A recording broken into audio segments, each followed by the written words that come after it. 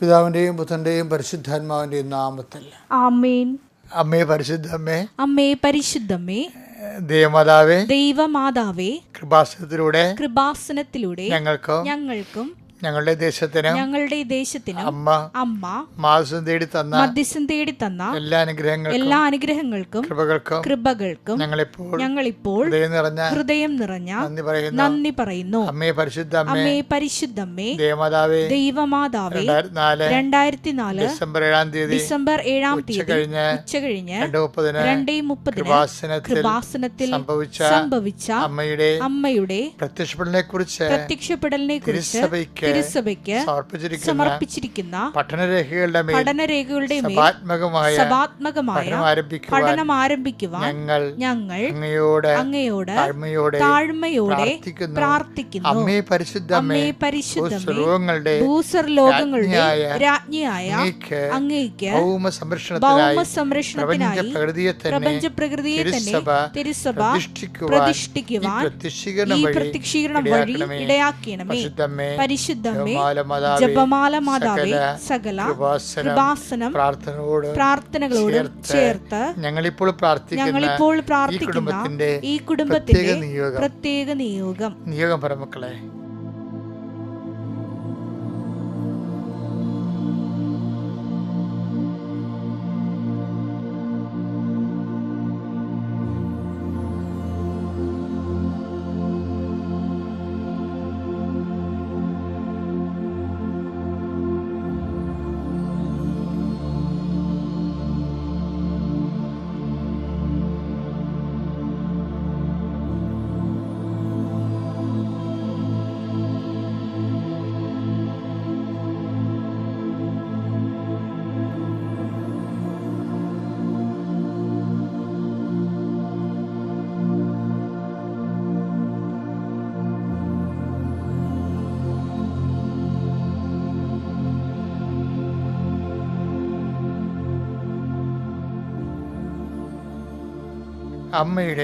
അമ്മയുടെ പ്രത്യക്ഷീകരണത്തിന്റെ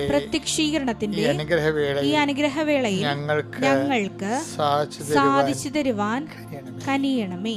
ആമേൻ. വിശ്വാസ പ്രമാണം. സർവശക്തനായ പിതാവും ആകാശത്തിന്റെയും ഭൂമിയുടെയും സൃഷ്ടാവുമായ ദൈവത്തിൽ ഞാൻ വിശ്വസിക്കുന്നു. അവിടുത്തെ ഏകപുത്രനും ഞങ്ങളുടെ കർത്താവുമായ ഈശോമിശിഹായിലും ഞാൻ വിശ്വസിക്കുന്നു.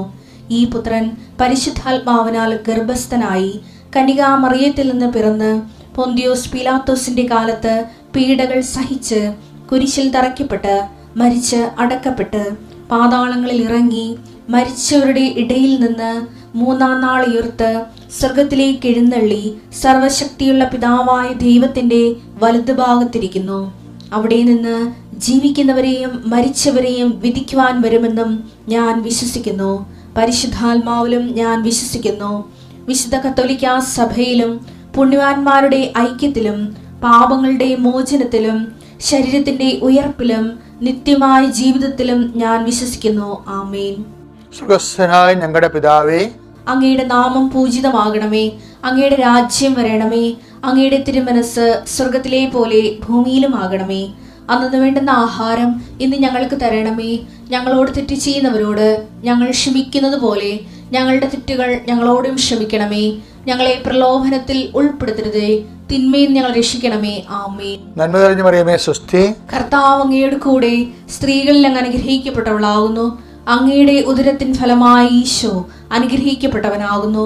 പരിശുദ്ധ മറിയമേ, തമ്പുരാന്റെ അമ്മേ, പാപികളായ ഞങ്ങൾക്ക് വേണ്ടി ഇപ്പോഴും ഞങ്ങളുടെ മരണസമയത്തും തമ്പുരാനോട് അപേക്ഷിക്കണമേ. ആമേൻ. എൻ്റെ പ്രിയപ്പെട്ടവരെ, മാർച്ച് 22 ശനിയാഴ്ചയാണ്.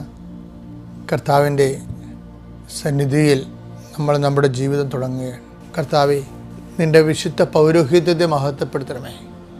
കർത്താവെ, സഭയിലുള്ള സാന്നിധ്യം പ്രകടമാക്കണമേ. കർത്താവെ, കൃപാസനത്താരെ ജീവനോടെ പ്രത്യക്ഷപ്പെട്ട പരിശുദ്ധ അമ്മയുടെ മാധ്യസ്ഥത്തിലെ കൃപാസനത്താരെ നടന്നിട്ടുള്ള 10,000-കണക്കിന് ആരാധന ശക്തിയാൽ ഇന്ന് ഈ ശനിയാഴ്ച മാർച്ച് മാസം 22-ാം തീയതി അങ്ങയുടെ നാമത്തെ പ്രാർത്ഥിക്കുകയും അങ്ങയുടെ നാമത്തിൽ ജീവിക്കാൻ പ്രഭാതം മുതൽ ഒരുങ്ങുകയും ചെയ്യുന്ന മക്കളുടെ മേൽ നിൻ്റെ ശുഭമാക്കപ്പെടുന്ന ദൈവകൃപയാൽ അനുഗ്രഹിക്കണമെന്ന് പ്രാർത്ഥിക്കുന്നു.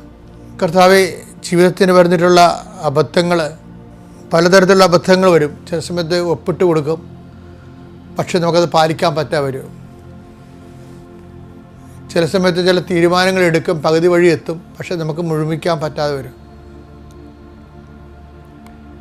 ചിലപ്പോൾ ആരെയും മുഷിപ്പിക്കണ്ടല്ലോ എന്ന് വിചാരിച്ചുകൊണ്ട് നമ്മൾ ഓരോരോ കാര്യത്തിന് ഒത്താശ ചെയ്യും. അവസാനം നമ്മളെ ഇതിലേക്ക് ചാടിച്ചവൻ തന്നെ ഇതെല്ലാം നമ്മുടെ മുതുകത്ത് വെച്ചിട്ട് അവൻ സ്കൂട്ടാകുകയും ചെയ്യും. ഇങ്ങനെ പല പല അബദ്ധങ്ങളിൽ ചെന്ന് മനുഷ്യർ കുരുങ്ങുന്നുണ്ട്. കർത്താവേ, അതിനെല്ലാം രക്ഷിക്കാൻ വേണ്ടി നിനക്ക് മാത്രമേ കഴിയത്തുള്ളൂ. മനുഷ്യന്മാരുടെ ഉപദേശം, എല്ലാത്തിനും വേണ്ടി മനുഷ്യന്മാരുടെ ഉപദേശവും മനുഷ്യനെ ദൈവമായി കണ്ടുകൊണ്ട് നിങ്ങൾ പറഞ്ഞാൽ എനിക്ക് ദൈവം പറയണ പോലെയാണെന്നുള്ള പൊട്ടവാക്കുകളും പേവാക്കുകളും വിഡ്ഢിയായ മനുഷ്യൻ കെട്ടിയെഴുന്നള്ളിക്കുമ്പോഴേ ഓർക്കുക, യഥാർത്ഥ ദൈവത്തെയാണ് നിങ്ങൾക്ക് നഷ്ടപ്പെടുന്നതെന്ന്. കർത്താവ്, അങ്ങനെയുള്ള മിഥ്യാബോധങ്ങളിൽ നിന്ന് കർത്താവ് ഞങ്ങളെ നീ സംരക്ഷിക്കണമെന്ന് പ്രാർത്ഥിക്കുന്നു. കർത്താവെ, കുഞ്ഞുങ്ങളെ ഓർത്ത് പ്രാർത്ഥിക്കുന്നു. ലഹരിക്കടിപ്പെട്ട മക്കളെ ഓർത്ത് പ്രാർത്ഥിക്കുന്നു. അവരുടെ മാതാപിതാക്കന്മാരെ ഓർത്ത് പ്രാർത്ഥിക്കുന്നു. അവരെല്ലാം സന്ധിക്കണമേ, സമാധാനപ്പെടുത്തണമേ. നിൻ്റെ കൃപയാൽ അവരെ അതിനെല്ലാം വിടുവിച്ചുകൊണ്ട് കുടുംബത്തിന് സമാധാനം നൽകണമെന്ന് പ്രാർത്ഥിക്കുന്നു. ജീവിതം തകർന്നു പോയി, മുടിഞ്ഞു പോയി, ഇനിയിപ്പോൾ അങ്ങോട്ട് പോട്ടെ എന്ന് വിചാരിച്ചുകൊണ്ട് വെറുതെ നിന്ന് കൊടുത്തിട്ട് ഒഴുക്കിൻ്റെ കൂടെ അങ്ങോട്ട് ഒഴുകിപ്പോകുന്ന പോലെ മനുഷ്യന്മാർ നശിച്ച് പോകുന്നുണ്ട്. അവർക്ക് അങ്ങനെ തന്നെ വേണമെന്ന് പറഞ്ഞ് കണ്ടു നിൽക്കുന്നവർ ശപിക്കുകയും നമ്മുടെ തകർച്ചയെ കൈയടിച്ച് പ്രോത്സാഹിപ്പിക്കുകയും ചെയ്യുന്ന മാനസികാവസ്ഥ ഉള്ളവരുണ്ട്. അതുകൊണ്ട് തന്നെ പലപ്പോഴും ദൈവമില്ല, ദൈവത്തിന് പോലും എന്നെ വേണ്ട, എനിക്ക് ദൈവത്തിനെ വേണ്ട എന്ന് വിചാരിച്ചുകൊണ്ട് സ്വയം നിർജ്ജലീകരിക്കണ പോലെ ആധ്യാത്മികമായിട്ട് നിർജ്ജലീകരിക്കുന്ന ആൾക്കാരുണ്ട്. കർത്താവെ, എല്ലാവരെയും സമർപ്പിച്ച് പ്രാർത്ഥിക്കുകയാണ്. ഒരു കുടുംബത്തിന് വന്നിരിക്കുന്ന അബദ്ധം, വന്നിരിക്കുന്ന പെട്ടുപോയ അവസ്ഥകൾ, അതെങ്ങനെയാണ് അവരുടെ കയ്യിരിപ്പ് കൊണ്ടാണെന്നൊക്കെ അവർക്ക് പശ്ചാത്താപം ഉണ്ടെങ്കിലും പക്ഷേ അതേസമയം ഇതിന് കരകയറാനുള്ള മാർഗമൊന്നും കാണുന്നില്ല. സാമ്പത്തികമായി കരകയറാൻ മാർഗം കാണുന്നില്ല. പല പല മരുന്നുകളും പല പല ലഹരി വിഷവസ്തുക്കളൊക്കെ കഴിച്ചിട്ട് ശരീരം പോയി നഷ്ടപ്പെട്ടിട്ട് ആ രോഗങ്ങളിൽ നിന്ന് കരകയറാൻ പറ്റണില്ല. ഇങ്ങനെ സ്വന്തം കഴിവിനെ കരകയറാൻ പറ്റാത്ത മക്കളെ സമർപ്പിച്ച് പ്രാർത്ഥിക്കുന്നു. ചില കൂട്ടുകെട്ടുകളിൽ ചെന്ന് അകപ്പെട്ടു, ചില ലൈംഗിക ബന്ധങ്ങളിൽ ചെന്ന് അകപ്പെട്ടു, പിന്നെ രക്ഷപ്പെടാൻ പറ്റുന്നില്ല. എന്നാൽ പിന്നെ മരണം വരെ ഇങ്ങനെ പോട്ടെ എന്ന് പറയുമ്പോൾ അങ്ങോട്ടും ഇങ്ങോട്ടും ആത്മഹത്യ ഭീഷണിയും അങ്ങോട്ടും ഇങ്ങോട്ടും കൊലപാതക ഭീഷണിയും അങ്ങനെ ചെന്ന് ചുഴിയിലകപ്പെട്ടു പോയ കുടുംബങ്ങൾ, അവരെ നീ കർത്താവ്, അമ്മേ, പരിശുദ്ധമ്മേ, ദേവമാതാവേ, ഈ പ്രാർത്ഥനയുടെ ശക്തിയാൽ ജീവിതം ഒടുങ്ങിപ്പോയവരെ, പോസ്കോ കേസ് അകപ്പെട്ടവരെ, അല്ലെങ്കിൽ ഞാൻ തെറ്റ് ചെയ്യാതെ തന്നെ എന്നെ ശിക്ഷിച്ചു, എന്നാൽ തെറ്റ് ചെയ്തിട്ട് കാര്യം എന്ന് പറഞ്ഞുകൊണ്ട് ഒരു ശിക്ഷ മേടിച്ചതിൻ്റെ പേരിൽ പുതിയ പുതിയ തെറ്റുകൾ ആവർത്തിച്ച് നിരാശപ്പെട്ട് വീണ്ടും തെറ്റിൽ തന്നെ മെഴുകി ജീവിക്കുന്നവരുണ്ട്. അവരെല്ലാവരും ഇപ്പോൾ സമർപ്പിച്ച് പ്രാർത്ഥിക്കുന്നു. എൻ്റെ കർത്താവിൻ്റെ ഉന്നതമായ നാമത്തിൽ സഭയുടെ അധികാരത്തിൽ പുതിയ സംരംഭത്തിന് വേണ്ടി ഒരുങ്ങുന്നവരെ ആശീർവദിക്കുന്നു. പുതിയ പഠനങ്ങൾക്ക് ഒരുങ്ങുന്നവരെ ആശീർവദിക്കുന്നു. പുതിയ യാത്ര ചെയ്യാൻ ഉദ്യമിക്കുന്നവരെ ആശീർവദിക്കുന്നു. പുതിയ ജീവിത രീതികളും പ്ലാനുകളും പദ്ധതികളും നടപ്പിൽ വരുത്താൻ വേണ്ടി പരിശ്രമിക്കുന്നവരെ ആശീർവദിക്കുന്നു. അവർ ചെയ്യുന്ന കാര്യങ്ങൾ അവർക്ക് അബദ്ധമാണെങ്കിൽ അതിനെ പിന്തിരിയാൻ വേണ്ടി പ്രാർത്ഥിക്കുന്നു. ദൈവത്തിൻ്റെ കൃപയാൽ നീ അനുഗ്രഹിക്കപ്പെടട്ടെ. ഗർഭിണികളെ ആശീർവദിക്കുന്നു. പ്രസവ വാർഡിൽ കഴിയുന്നവരെ ആശീർവദിക്കുന്നു. കുഞ്ഞുങ്ങൾക്ക് രോഗമാകുന്നവരെ ആശീർവദിക്കുന്നു. പലതരത്തിലുള്ള കുടുംബസമാധി ഇല്ലാത്തവരെ ആശീർവദിക്കുന്നു. ഭർത്താവും ഭാര്യയും പിരിഞ്ഞു നിൽക്കുന്നവരെ ആശീർവദിക്കുന്നു. കർത്താവിൻ്റെ കരുണ അവർക്ക് ആവശ്യിക്കുകയും ഒരുമിച്ച് ജീവിക്കാൻ അവർ സഹായിക്കുകയും ചെയ്യട്ടെ.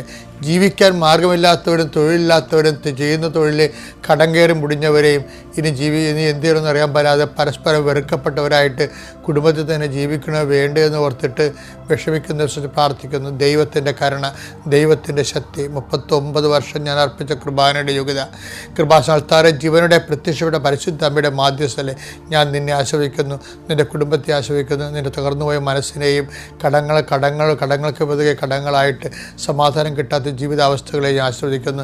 എൻ്റെ കർത്താവിൻ്റെ ഉന്നതമായ നാമത്തിൽ സഭയുടെ അധികാരത്തിൽ കുരിശിൻ്റെ അടയാളത്തിൽ ദൈവശക്തിയാൽ ഞാൻ അനുഗ്രഹിക്കപ്പെടുകയും വീണ്ടെടുക്കപ്പെടുകയും ചെയ്യട്ടെ. നിത്യപിതാവും പുത്രനും പരിശുദ്ധാത്മാവിൻ നീക്കാമേൻ. എൻ്റെ പ്രിയപ്പെട്ടവരെ, നമ്മളെ ബൈബിളിൽ കഴിഞ്ഞ പുസ്തകങ്ങൾക്ക് കർത്താവ് എന്നോട് പറയുന്നൊരു ശുഭമാക്കുമെന്ന് പറയും. ഇത് പറയാൻ തുടങ്ങിയിട്ട് ഒരു 1.5 മാസമായി. ശുഭമാക്കുക എന്നുള്ള വിഷയം ദൈവത്തിൻ്റെതാണെന്നാണ് എന്നോട് പരിശുദ്ധാത്മാ പറഞ്ഞത്. അപ്പം അതുകൊണ്ട് തന്നെ ഞാനിങ്ങനെ അന്വേഷിച്ചുകൊണ്ടിരിക്കുകയായിരുന്നു, എങ്ങനെയാണ് ശുഭമാക്കണത്. നമുക്ക് ഓരോ കാര്യങ്ങളൊക്കെ ചെയ്യാനേ പറ്റത്തുള്ളൂ. ഇപ്പം ഞാൻ പണ്ടൊരിക്കൽ നിങ്ങളോട് ഇതേ വേദി പറഞ്ഞിട്ടുണ്ട്. അതിൻ്റെ അടിസ്ഥാന വചനം 39:23. ജോസഫിനെ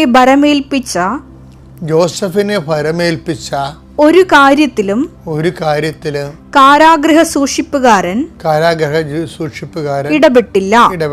കാരണം കർത്താവ് അവന്റെ കൂടെ ഉണ്ടായിരുന്നു.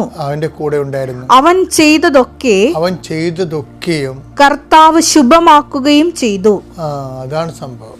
കർത്താവ് കൂടെ ഉണ്ടാകുന്നത് കൊണ്ടാണ് ഈ ശുഭമാക്കൽ, ഭംഗിപ്പെടുത്തൽ പറയത്തില്ലേ, നമ്മൾ ഭംഗിപ്പെടുത്തൽ, ബ്യൂട്ടിഫിക്കേഷൻ വേറെ വിഷയമാണ്. ഇപ്പം നമുക്കൊരു വീട് കിട്ടി, ഒരു വീട് കണ്ട്, വീട് നമ്മളൊക്കെ കെട്ടി, വീടുണ്ടാക്കി.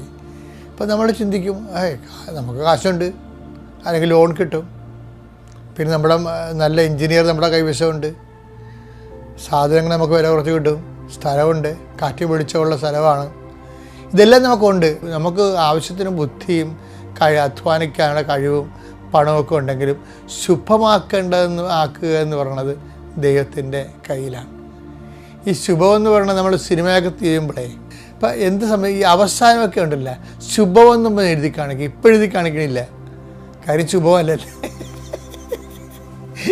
ഇപ്പോഴത്തെ സിനിമയൊന്നും അവസാനിക്കുന്നത് ശുഭമല്ലല്ല. അതുകൊണ്ട് അവർക്കറിയാം ശുഭമല്ലാതെയാണ് അവസാനിക്കണമെന്ന്. പണ്ട് എഴുതി കാണിക്കുന്നത് ശുഭമെന്ന്. ഈ ശുഭമെന്ന് എഴുതി കാണിക്കുന്നത് എപ്പോഴാണ്? അവസാനമാണ് എഴുതി കാണിക്കുന്നത്. ഒരു മനുഷ്യൻ്റെ ജീവിതം ശുഭമാണോ അശുഭമാണോ എന്ന് അവസാനമേ അറിയാൻ പറ്റത്തുള്ളൂ. എനിക്കറിയാവുന്ന ഒരു സഹോദരൻ ഉണ്ടായിരുന്നു. അപ്പോൾ ഞങ്ങളുടെ കുഞ്ഞുനാളിലൊക്കെ അവിടെ നിന്ന് നിങ്ങളുടെ നാട്ടിൽ ആരും അമേരിക്ക പോകത്തില്ല.